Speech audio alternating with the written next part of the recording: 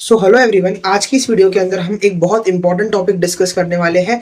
Exam में इससे direct question आता है, एमसीक्यू, एसएक्यू, एलएक्यू। तो हम लोग इस टॉपिक को स्टार्ट करने से पहले मैं आपको बता देता हूं कि इस वीडियो के एंड में मैं आपको एक शीट प्रोवाइड करने वाला हूं, जिसके अंदर ये सारा मटेरियल का एक कंसाइज फॉर्मेट है, जो कि लास्ट मिनट रिविजन के लिए बहुत बेनिफिशियल है।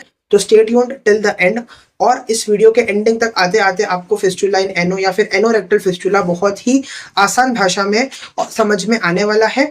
तो हम लोग स्टार्ट करते हैं फिस्टुला इन एनो। सबसे पहले हम बात करते हैं फिस्टुला क्या होता है। तो फिस्टुला जो है वो एक कनाल होता है, जिसके बोथ साइड पे जो है वो ओपनिंग होती है। तो ये मेरा एक कनाल है, इसके दोनों साइड पे ओपनिंग है। ये वाली जो ओपनिंग है इसको मैं बोलूंगा एक्सटर्नल ओपनिंग, और ये वाली जो ओपनिंग है उसको मैं बोलूंगा इंटरनल ओपनिंग। तो ये जो एक्सटर्नल ओपनिंग है हमारी, मैं आपको बता देता हूँ, ये एक्सटर्नल ओपनिंग जो है हमारी वो पेरिनियम की साइड पे है, और जो इंटरनल ओपनिंग है हमारी वो रेक्टम के साइड पे है। तो बेसिकली जो फिस्टुला फॉर्मेशन है वो बेसिकली एक पैथोलॉजिकल एबनॉर्मल कनेक्शन है पेरिनियम और रेक्टम के बीच में। ठीक है, मैं आपको एक रफ डायग्राम से ये चीज समझा देता हूँ ताकि ये सब चीजें आपको क्लियर हो जाए। सबसे स्टार्टिंग में ही अगर समझ में आ जाता है कि फिस्टुला क्या है, कॉन्सेप्ट बन जाता है, तो आगे सारी चीजें जो है वो क्रिस्टल क्लियर रहती है। तो ये मैंने क्या बना दिया, ये पेरिनियल बॉडी बना दी मैंने। तो ये मेरा क्या है, ये है मेरा पेरिनियम है। ठीक है, ये मेरा पेरिनियम है, और इसके अंदर ये जो मैंने बनाया है ये मेरा रेक्टम है। ठीक है, इसके अंदर ये जो मैंने बनाया है ये क्या है, मेरा रेक्टम है। अब मैं बना रहा हूँ फिस्टुला। तो यहां से लेके यहां तक ये जो है ये है मेरा फिस्टुला। तो आप लोग यहाँ पे देख सक रहे हो कि ये जो है ये है मेरी एक्सटर्नल ओपनिंग, ये जो है ये है मेरी इंटरनल ओपनिंग। जो एक्सटर्नल ओपनिंग है वो किससे रिलेटेड है, पेरिनियम से रिलेटेड है, और जो इंटरनल ओपनिंग है वो किससे रिलेटेड है, रेक्टम से। तो बेसिकली रेक्टम और पेरिनियम के बीच में एक एबनॉर्मल कनेक्शन बन गया है, एक एबनॉर्मल कनाल बन गया है, और इसी एबनॉर्मल कनेक्शन को, इसी एबनॉर्मल कनाल को मैंने क्या बोला है, एनोरेक्टल फिस्टुला बोला है। तो यहाँ पे मैंने डेफिनेशन में भी वही चीज लिखी है कि भाई it is a canal type of thing, जिसके दोनों साइड पे क्या होती है, ओपनिंग होती है। जो एक्सटर्नल ओपनिंग है ये वाली, वो किसके साइड पे है, पेरिनियल के साइड पे, और जो इंटरनल ओपनिंग है ये वाली, वो किसके साइड पे है, रेक्टम के साइड पे है। इसको मैंने क्या बोला है, एनोरेक्टल फिस्टुला बोला है। अब एनोरेक्टल फिस्टुला की मेजर इटियोलॉजिकल कॉजेज क्या है। तो देखो, ये जो फिस्टुला है ये एज अ कॉम्प्लिकेशन पेशेंट में होता है दूसरी बीमारियों की वजह से। जैसे पेशेंट को अगर इंटेस्टाइनल या रेक्टल कैंसर है, रेक्टल कैंसर में, रेक्टल मेलिग्नेंसीज में, उसके अलावा अल्सरेटिव कोलाइटिस, क्रोन्स डिजीज, ये जो है वो इन्फ्लामेटरी बोवल डिसऑर्डर्स है इनके अंदर, या फिर इंटेस्टाइनल या फिर एनल ट्यूबरकुलोसिस के केसेस में एज अ कॉम्प्लिकेशन फिस्टुला देखने मिलता है। ठीक है, अब अल्सरेटिव कोलाइटिस में अगर फिस्टुला हुआ, क्रोन्स डिजीज में अगर फिस्टुला हुआ, इंटेस्टाइनल या फिर एनल ट्यूबरकुलोसिस में अगर फिस्टुला हुआ, तो हर एक कंडीशन के अलग अलग क्लिनिकल कैरेक्टरिस्टिक फीचर्स है, जो हम जब क्लिनिकल फीचर्स डिस्कस करेंगे तब डिस्कस करेंगे। अभी के लिए हम लोग इतना ही समझ लेते हैं कि ये सारी बीमारियों के अंदर सबसे कॉमन मेजर कॉम्प्लिकेशन जो बनता है वो एनोरेक्टल फिस्टुला हो सकता है। ठीक है, अब हम बात करेंगे इडियोपैथोजेनेसिस की, कि एग्जैक्टली फिस्टुला या फिर ये जो एबनॉर्मल कनेक्शन है पेरिनियम और रेक्टम के बीच का, ये बनता किस तरीके से है। तो ये कैसे होता है, जो हमारा एनस होता है, एनस के अंदर हमारे एनल ग्लैंड्स प्रेजेंट होते हैं। इस एनल ग्लैंड के अंदर जब इन्फेक्शन होता है तो इन्फेक्शन की वजह से वहां पे पस बनने लगता है। जब ये पस का लोकलाइज कलेक्शन हो जाता है एक जगह पे, वहां पे एनल एप्सिस फॉर्म हो जाता है, और जब ये एनल एप्सिस बर्स्ट हो जाता है तो फिर वो एक कनाल बना लेता है जिसका नाम क्या है, फिस्टुला, जो कि एबनॉर्मल कनेक्शन है पेरिनियम और रेक्टम के बीच का। शुरू कहां से हुआ है, शुरू इन्फेक्शन से हुआ है। इन्फेक्शन कहां पे हुआ है, एनल ग्लैंड में हुआ है। इन्फेक्शन की वजह से क्या बना है, पस बना है। पस की वजह से क्या बना है, एप्सिस बना है। एप्सिस जब बर्स्ट होगा उसकी वजह से क्या बना है, फिस्टुला। तो this is the proper format, this is the proper sequence, जो कि इन्फेक्शन से स्टार्ट होता है और फिस्टुला पे खत्म होता है। इस तरीके से फिस्टुला फॉर्म होता है। ठीक है, अब हम बात करेंगे मेजर क्लिनिकल फाइंडिंग्स की, मेजर क्लिनिकल फीचर्स की, क्लिनिकल रिप्रेजेंटेशंस की। जब पेशेंट फिस्टुला के साथ आता है तो क्या क्लिनिकल कंडीशंस वो रिप्रेजेंट करता है। तो जो मैंने आपको डायग्राम एक्सप्लेन किया है वही डायग्राम आपके सामने है। ये इंटरनल ओपनिंग दिख रहा है आपको रेक्टम की साइड पे है, और ये एक्सटर्नल ओपनिंग पेरिनियम की साइड पे है। तो सबसे पहले तो हम लोगों को एक्सटर्नल ओपनिंग जो है वो पेरिनियम की साइड पे दिखेंगी, है ना। तो अब यहाँ पे हम लोग ये एक क्लिनिकल फाइंडिंग देख के हम बोल सकते हैं कि पेशेंट को मे बी फिस्टुला हो सकता है, क्योंकि एक्सटर्नल ओपनिंग हमको पेरिनियम पे दिख रही है। उसके अलावा यहाँ पे पेशेंट को क्या हुआ है, इन्फेक्शन हुआ है। इन्फेक्शन की वजह से क्या क्रिएट होगा, पस क्रिएट होगा। तो ये पस जो है इस इंटरनल ओपनिंग से, इस कैनाल से होता हुआ एक्सटर्नल ओपनिंग से डिस्चार्ज होगा, दैट इज सीरोपोरुलेंट डिस्चार्जेस। इस डिस्चार्जेस को हम लोग क्या बोलते हैं? सीरोपोरुलेंट। पोरुलेंट का मतलब क्या होता है? जहां पे पस निकलता है उसको हम पोरुलेंट बोलते हैं। तो यहां से पेशेंट को एक्सटर्नल ओपनिंग से सीरोपोरुलेंट डिस्चार्ज होगा, ठीक है। और वो डिस्चार्ज क्यों होगा? क्योंकि यहाँ पे जो अंदर इन्फेक्शन हुआ है और इन्फेक्शन से पस बना है, वो पस यहाँ से बाहर आ रहा है। तो मैंने आपको दो क्लिनिकल फीचर्स बता दिए हैं, seropurulent discharges from the perineal opening जो मैंने आपको पहला बताया, and second is external opening over the perineal skin. यहाँ पे पेरिनियल स्किन में एक्सटर्नल ओपनिंग है। उसके अलावा ये बेटा क्या है? ये है रेक्टम अपना। क्या है ये? रेक्टम है। अब रेक्टम से क्या पास होता है? रेक्टम से फ्लेटस पास होता है, रेक्टम से फीसिस पास होती है ना। तो जब ये फ्लेटस और जब ये फीसिस जो रेक्टम से पास होते थ्रू, क्योंकि यहाँ पे ओपनिंग है, तो ये फीसिस, ये फ्लेटस इस इंटरनल ओपनिंग के थ्रू, इस कनाल के जरिए एक्सटर्नल ओपनिंग से बाहर आएगा। तो जब यहाँ पे आपको फीकल मैटर दिखता है, ठीक है, या यहाँ पे आपको फ्लेटस आता हुआ दिखता है, तो ये एक डायग्नोस्टिक क्लियरेंस होता है कि जो इंटरनल ओपनिंग है वो मे बी कहाँ पे है? रेक्टम में है, ठीक है। तो ये सबसे इंपॉर्टेंट क्लिनिकल फीचर है कि भैया जो आपकी एक्सटर्नल ओपनिंग है वहां से फीसिस, फ्लेटस आने लगेगा, और ये क्या इंडिकेट करता है कि जो आपकी इंटरनल ओपनिंग है वो कहाँ पे हो रही है? रेक्टम में हो रही है। अब जैसे मैंने आपको बताया कि ये दूसरे बीमारियों के वजह से एज अ कॉम्प्लिकेशन पेशेंट में होता है। जैसे कि अगर क्रोन्स डिजीज है, तो क्रोन्स डिजीज के अंदर जो एक्सटर्नल ओपनिंग होती है जो कि पेरिनियल स्किन पे आता है, वो बहुत ज्यादा देखने मिलती है। वहां पे जो इंटरनल ओपनिंग है वो एक ही रहती है, मतलब जो इंटरनल ओपनिंग है वो एक ही रहती है, लेकिन इंटरनल ओपनिंग के अंदर बहुत सारे ब्रांचेस हो जाते हैं जिसकी वजह से बहुत सारी एक्सटर्नल ओपनिंग्स, तो एक्सटर्नल ओपनिंग्स बहुत देखने मिलती है लेकिन इंटरनल ओपनिंग सिंगल होती है। ये जनरली कंडीशन कब देखने मिलती है? क्रोन्स डिजीज के केस में ये कंडीशन देखने मिलती है। सेकंड जो है दैट इज ट्यूबरकुलोसिस। तो ट्यूबरकुलोसिस के अंदर पस का डिस्चार्ज नहीं होता, ये सबसे इंपॉर्टेंट है। There is no purulent discharges but only the watery discharges will be there. ये एक एमसीक्यू भी है जो कि पूछा गया है कि भाई ट्यूबरकुलोसिस के केस में एनोरेक्टल फिस्टुला के अंदर जो एक्सटर्नल ओपनिंग है वहां के डिस्चार्ज कैसे होंगे? तो वहां के डिस्चार्ज सिर्फ वाटरी डिस्चार्ज होंगे, वहां पे कोई भी पस नहीं आ रहा है। तो ये अगेन एक इंडिकेटेड फीचर है कि पेशेंट को इंटेस्टाइनल या एनल ट्यूबरकुलोसिस की वजह से as a complication anorectal fistula generate हुआ है, ठीक है। मेजर इन्वेस्टिगेशंस करते हैं तो सबसे पहले भैया आंखों से देखो, विजुअल एग्जामिनेशन करो। किसकी एग्जामिनेशन करो? एक्सटर्नल ओपनिंग की, पेरिनियल स्किन के ऊपर। मतलब पेरिनियल स्किन के ऊपर एक्सटर्नल ओपनिंग देखने मिल रही है क्या? हाँ, ये हमारा एग्जामिनेशन अगर पॉजिटिव आता है कि एक्सटर्नल ओपनिंग, तो अब हमको इंटरनल ओपनिंग देखनी। तो इंटरनल ओपनिंग हम लोग कैसे देखेंगे?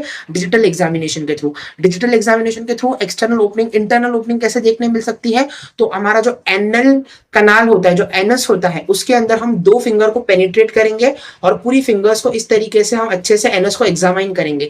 एग्जामाइन करके थ्रू अगर हमको कहीं पे भी अंदर ओपनिंग फील हो रही है तो वो हमारी क्या है? इंटरनल ओपनिंग है। या एग्जामिनेशन करके जब हम लोगों ने हमारी उंगली बाहर निकाली है, उस उंगली के ऊपर कोई फीकल मैटर या कोई ब्लड स्टेन लगा हुआ है, तो वी कैन से कि यहाँ पे कहीं ना कहीं इंटरनली कुछ इंटरनल ओपनिंग है, कुछ इंजुरी हुई है जिसकी वजह से ये स्टेन हमारे हाथ पे लगा है। तो ये क्या होता है? डिजिटल एग्जामिनेशन, डिजिटल पेनिट्रेशन होता है जिसकी वजह से हम इंटरनल ओपनिंग को फाइंड कर सकते हैं। एक्सटर्नल ओपनिंग तो हमको पेरिनियल स्किन के ऊपर ऐसी देखने मिल जाएंगी, इंटरनल ओपनिंग को हम इस तरीके से फाइंड कर सकते हैं। उसके अलावा सीटी स्कैन, एमआरआई के थ्रू भी हम इंटरनल ओपनिंग्स को फाइंड कर सकते हैं। तो ये मेजर इन्वेस्टिगेशंस है जो हमको एनोरेक्टल फिस्टुला या फिस्टुला इन एनो की कंडीशन में करानी जरूरी है।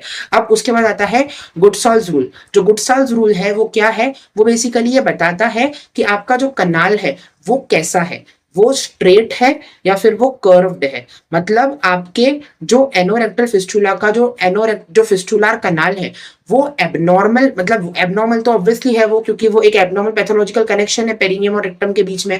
तो उसका पाथवे कैसा है? आइदर इट इज स्ट्रेट और either it is curve.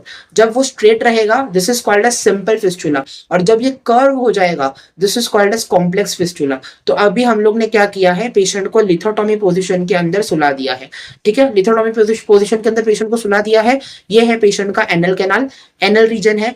Anal reason से ट्रांसवर्स एक्सिस में मैंने एक लाइन खींच दी। इस लाइन के ऊपर एंटीरियर पोर्शन हो गया, इस लाइन के नीचे पोस्टीरियर पोर्शन हो गया। अब एंटीरियर पोर्शन के अंदर ये रूल के अकॉर्डिंग क्या है? एंटीरियर पोर्शन के अंदर ये रूल के अकॉर्डिंग जो है वो एक डायमेंशन दिया हुआ है, एक मेजरमेंट दिया हुआ है, दैट इज 3.75 सेंटीमीटर। इस पे एमसीक्यू आया हुआ है तो आपको ये बात याद रखनी है। 3.75 सेंटीमीटर का ये क्या है? हमारा एक डायमेंशन है कि भाई अगर इतनी लेंथ का या फिर इससे कम लेंथ का फिस्टुलार कैनाल होगा तो उसका पाथवे स्ट्रेट होगा। मैं सिर्फ एंटीरियर की बात कर रहा हूं, अभी पोस्टीरियर की बात मैंने नहीं की है, मैं सिर्फ एंटीरियर की बात कर रहा हूँ कि एंटीरियर रीजन के अंदर अगर 3.75 सेंटीमीटर तक का मेरा कनाल है या उससे कम की लेंथ है तो 110% वो जो फिस्टुलर कनाल है वो कैसा होगा, स्ट्रेट पाथवे का होगा। जैसे आपको यहाँ पे भी दिख रहा है कि ये 3.5 सेंटीमीटर के बराबर है तो ये एक स्ट्रेट पाथवे है, ठीक है। लेकिन जैसे ही 3.5 सेंटीमीटर से ज्यादा हो गया तो ये जो है वो क्या हो जाएगा, कर्व हो जाएगा। मतलब जो पाथवे है वो 3.5 सेंटीमीटर तक ही 3.75 सेंटीमीटर तक ही क्या होता है, स्ट्रेट होता है। उसके बाद वो क्या हो जाता है, कर्व हो जाता है। लेकिन पोस्टीरियर के अंदर ऐसा कोई मेजरमेंट ही नहीं है। पोस्टीरियर के अंदर 3.75 सेंटीमीटर हो या 3.75 सेंटीमीटर से कम हो या 3.75 सेंटीमीटर से ज्यादा हो, स्टिल जो कनाल का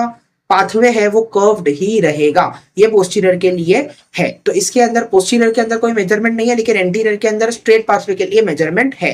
तो यही मैंने मेरे नोट्स में लिखा हुआ है कि जो एंटीरियर साइड है उसमें 3.5 सेंटीमीटर लेंथ का अगर फिस्टुला है तो वो स्ट्रेट रहेगा, अगर 3.5 सेंटीमीटर से ज्यादा हो गया तो वो कर्व हो जाएगा। और पोस्टीरियरली अगर 3.5 सेंटीमीटर से ज्यादा है या 3.5 सेंटीमीटर से कम है या 3.5 सेंटीमीटर के इक्वल है तो फिस्टुला है वो फिस्टुलर कैनाल जो है वो 110% कर्व ही रहेगा। यहाँ पे मेजरमेंट का कोई रूल ही नहीं है, ठीक है। तो ये है ये जो गुडसाल्स रूल है आपको समझ में आया होगा।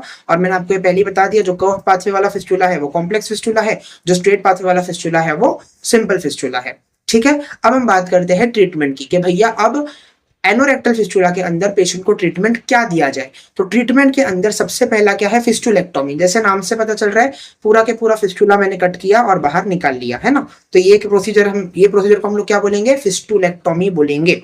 सेकेंडली फिस्टुलोटोमी। अब देखो फिस्टुलेक्टोमी और फिस्टुलोटोमी साउंडिंग में बहुत सिमिलर है, लेकिन दोनों में बहुत ज्यादा डिफरेंस है। और एग्जाम के अंदर फिस्टुलेक्टोमी और फिस्टुलोटोमी के बीच का डिफरेंस पूछते हैं।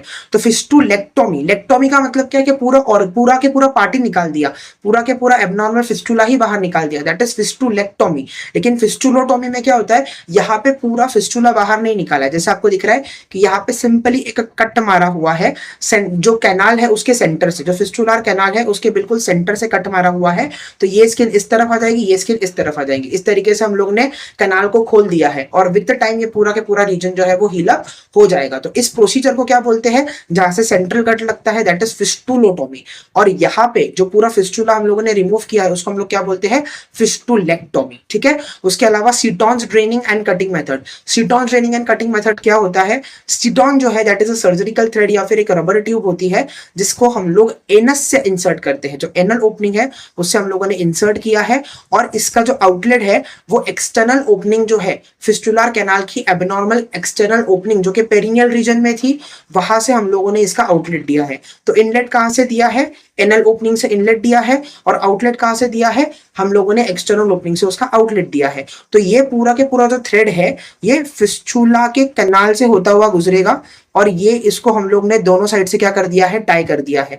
अब क्योंकि नाम में ही है कि ड्रेनिंग, तो इसको हम लोग अलाउ करेंगे कि भाई ये पस को ड्रेन करे, it allow to drain the pus. और विद द टाइम जैसे जैसे पस ड्रेन हो जाएगा पूरा के पूरा वहां से इन्फेक्शन खत्म हो जाएगा और विद द टाइम चीजें हील अप हो जाएंगी। तो इस तरीके से फिस्टुला का ट्रीटमेंट किया जाता है। उसके अलावा जो कटिंग मेथड होता है उसमें भी सेम प्रोसेस है। हम लोगों को एनस के थ्रू इनलेट करना है, एक्सटर्नल ओपनिंग ऑफ पेरिनियम जो एब्नॉर्मल ओपनिंग फिस्टुलर कैनाल की है उससे हम लोगों को उसका आउटलेट देना है। ये अगेन पूरा के पूरा जो है ये क्या है, फिस्टुला के सेंटर से, फिस्टुलर कैनाल के सेंटर से थ्रेड पास करेगा।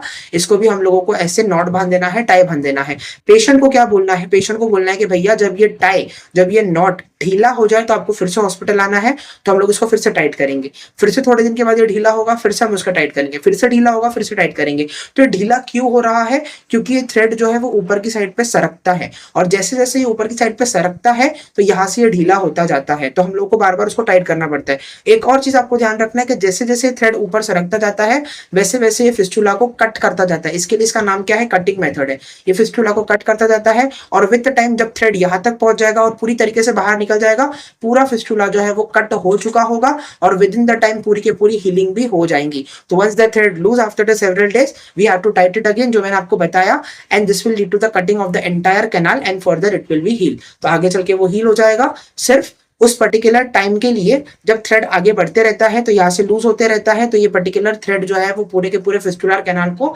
धीरे धीरे धीरे धीरे कहीं ना कहीं अंदर से कट कर रहा होता है। तो ये क्या है, मेजर सर्जिकल प्रोसीजर या फिर सर्जिकल ट्रीटमेंट है जो कि एनोरेक्टल फिस्टुला के अंदर हेल्पफुल रहेंगे। अब जो है हम लोग आखिरी में बात करते हैं वही चार्ट की, जो चार्ट का मैंने आपको स्टार्टिंग में बताया था। इस पूरे चार्ट के अंदर मैंने बहुत ही कंसाइज फॉर्मेट में definition, etiology, pathogenesis, major etiologies, clinical features, what are the examinations, what should be the investigations, what should be the treatment principles, what should be the surgical treatments and what should be the complication of anorectal fistula, उसको एक chart में बना करके आपको provide करवा रहा हूँ। जो एक्सप्लेन मैंने आपको किया है होप सो कि आपको समझ में आ गया होगा। एक बार ये चार्ट रीड कर लोगे तो आपको पूरा के पूरा कॉन्सेप्ट जो है वो एकदम फिट हो जाएगा, और at the last moment revision पे एग्जाम के एक दिन पहले यही चार्ट पढ़ के जाना है, सारा के सारा आराम से अपन इसको लिख सकते हैं। अगर आपको ये चार्ट चाहिए तो आपको मेरे इंस्टाग्राम हैंडल होम्योस्फीयर के ऊपर ये पूरा के पूरा चार्ट अपलोडेड दिख जाएगा, तो वहां आप जाइए और वहां पे ये चार्ट ऑलरेडी अपलोडेड है, वहां से आप इस चार्ट को डाउनलोड कर सकते हैं और इस चार्ट को आराम से स्टडी कर सकते हैं। So that's it for today's video. I hope कि आपको ये वीडियो समझ में आई होंगी और आपको इसके रिगार्डिंग कोई डाउट नहीं होगा। So that's it for today, thank you so much.